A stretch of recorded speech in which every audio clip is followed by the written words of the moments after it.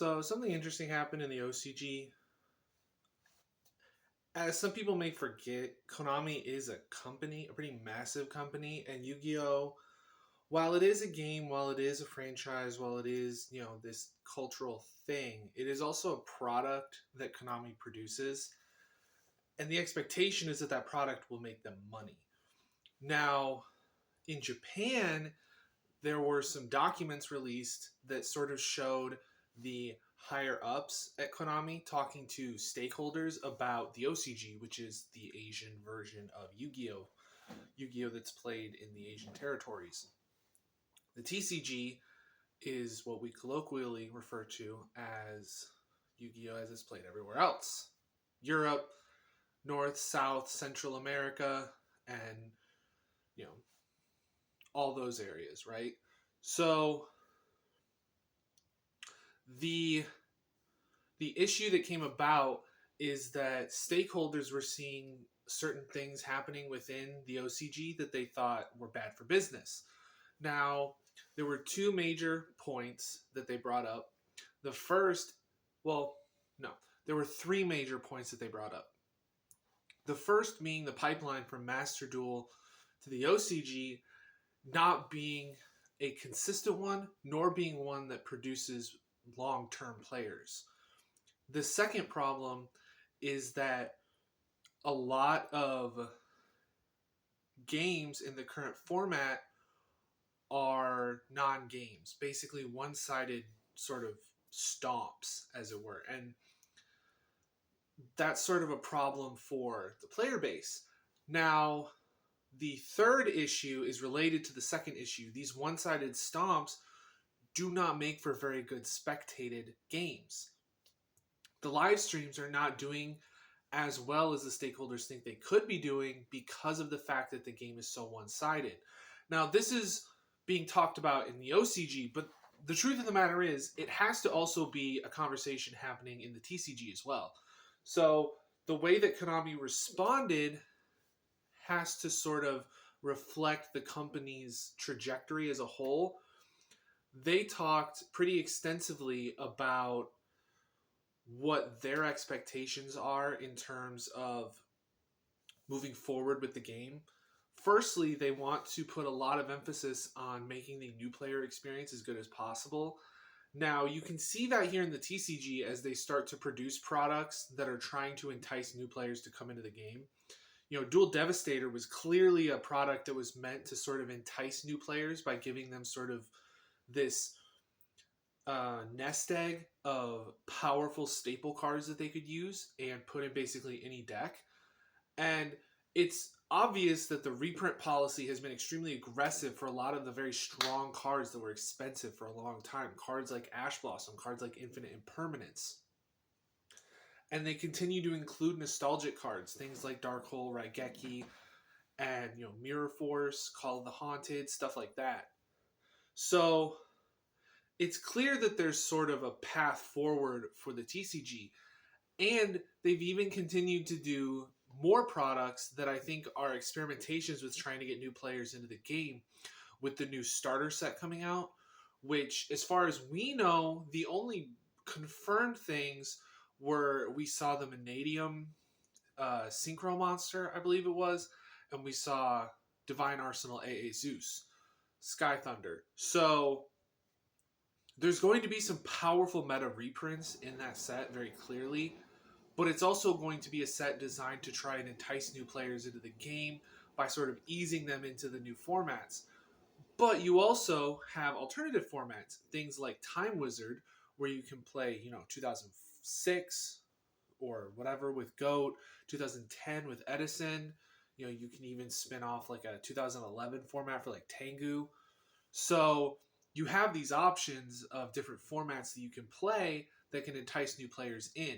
In addition to that, you also have Speed Duels, which is sort of a stripped down version of Yu-Gi-Oh!, which is like Duel Links, but instead of, slowly introducing all the extra deck mechanics like Duel Links did, they are steadily avoiding the extra deck mechanics, not introducing synchros or anything, keeping it just a fusion deck, and sort of circling the drain on the types of products. As we went through GX and did a bunch of products for GX, we are now looping back to doing a Battle City product, which is arguably the most popular arc in the original anime, the most popular arc in the Yu-Gi-Oh anime overall, arguably. So the issue then becomes, what does this look like moving forward? And I think in the OCG, they sort of have their own way of doing things, but over here in the TCG, we're seeing a lot more products that are trying to entice new players. You know, with all of the 25th century reprint sets, like the Legendary Collections reprint sets, those are great for nostalgia, bringing old players back in. I know a lot of people that played Yu-Gi-Oh growing up that are really excited about opening those products, but they're also trying to introduce products that entice those players to try out the current format of Yu-Gi-Oh. Now, as for the spectator aspect and the non-game aspect of what they were talking about, they sort of mentioned that they use the ban list as a means to try and curb those types of problems.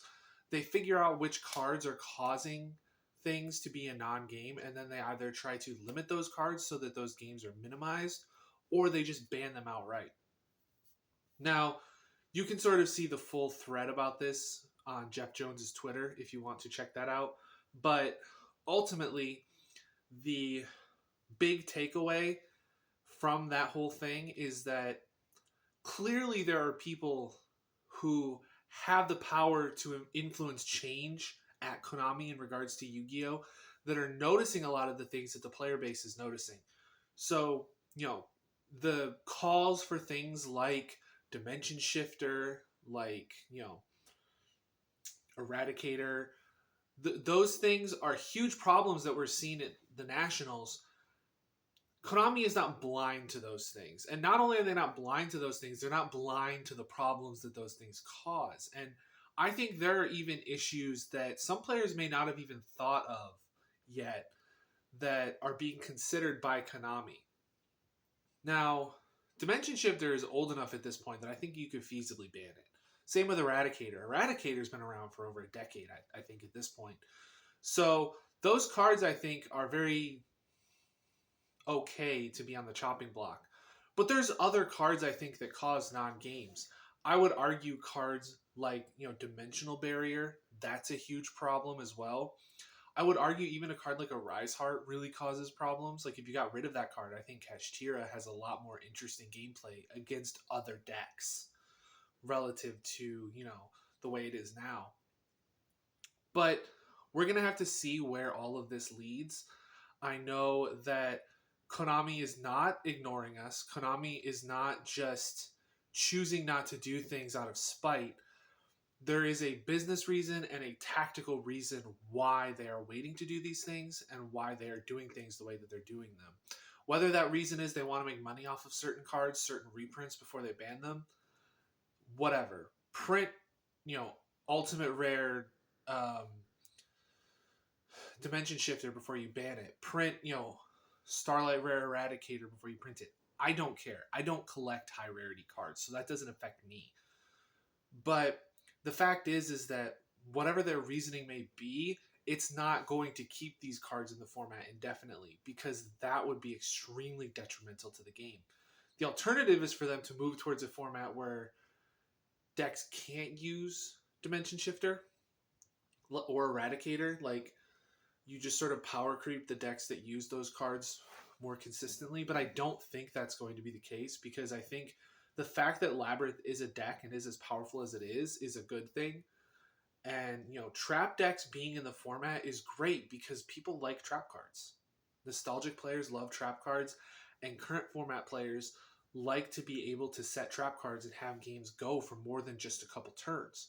This is not something that's exclusive to the Yu-Gi-Oh boomers. This is something that even like current Zoomer, alpha Yu-Gi-Oh players like in a game. They want interactivity that isn't just slapping hand traps at each other on turn one. Having these things drawn out over multiple turns and having to have some sort of like a resource game makes for more interesting games. And I think that the fact that we're in a format where a deck like Labyrinth can exist is nice. Now, the frustrating thing is that the current best version of it is a combo version of the deck that aims to sort of end on a certain type of board. But the fact that it has trap cards at all and doesn't really have a way to OTK means that, you know, we're existing in a world where you can feasibly have games that go for more than 3 or 4 turns. So that's nice. And I think that, you know, banning Lady just because it can search Eradicator doesn't necessarily fix anything. I think that banning the problem cards is probably better, and allowing for a deck like Labyrinth to exist is probably good and healthy for the format. Unless they want to introduce another trap deck. Maybe this new Altergeist support will make Altergeist a good deck. Who knows? But, you know, if you enjoyed this discussion, go ahead and hit that subscribe button, and I will see you guys in the next video.